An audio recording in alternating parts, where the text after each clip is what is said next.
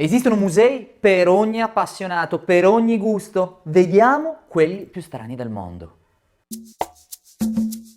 I musei d'arte sono luoghi che hanno lo scopo di esporre e custodire le opere create dagli artisti nel corso del tempo. Ma se esistessero musei che in realtà proprio non ci aspettiamo? Beh, a questa domanda mi hanno aiutato a rispondere i miei studenti del Master di Economia e Management dell'Arte e dei Beni Culturali della Business School delle Sole 24 Ore. Ecco i musei più strani del mondo.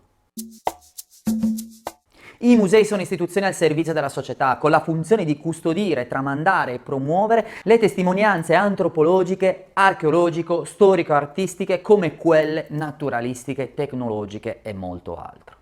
Il museo è una macchina che coinvolge diverse professionalità che attuano strategie in grado non solo di salvaguardare i beni ricevuti dalla storia passata o recente, ma anche di promuoverne la conoscenza e la fruizione.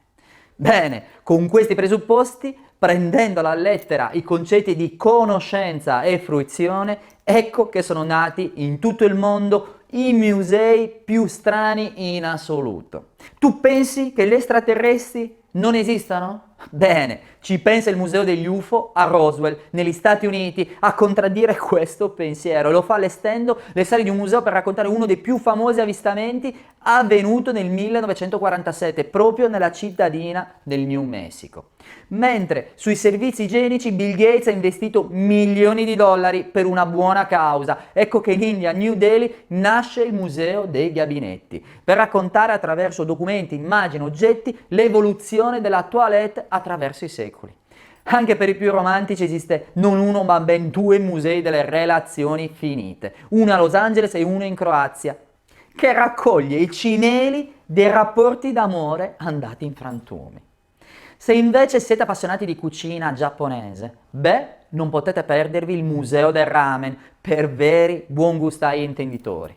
Ma la lista dei musei più strani del mondo prosegue con quello delle cose inutili e delle idee sbagliate. Un museo dei capelli e addirittura il museo del fallo. E qui direi proprio che è meglio fermarci. Ma esistono musei per ogni gusto davvero, per ogni pazzia, addirittura quello della bad art, l'arte cattiva, l'arte di cattivo gusto.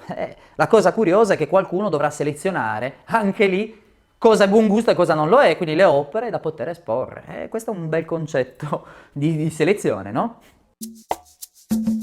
Ok, abbiamo capito che se vuoi un museo strano lo trovi. E tu? Qual è il museo più strano che hai visitato o quale vorresti visitare? Anzi, ti dirò di più, scrivimelo nei commenti e fammi sapere qual è il museo più strano che hai visitato o che vorresti visitare. Magari faccio un video solo ed esclusivamente su quello.